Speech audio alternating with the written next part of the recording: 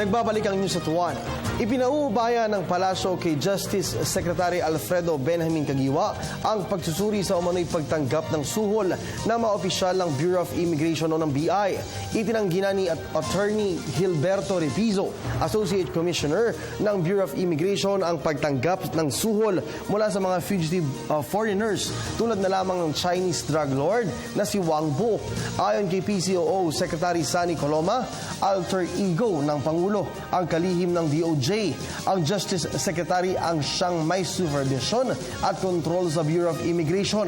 Hawak din niya ang kapangyarihan na magrekomenda kung nararapat at kung mapagkakatiwalaan pa ang mga opisyal ng BI.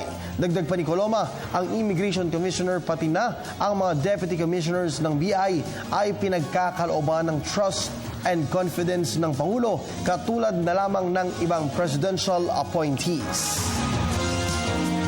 Samantala, binigyang diin ng Malacanang ang determinasyon ng pamahalaan na tugunan ang problema sa trapiko sa Metro Manila.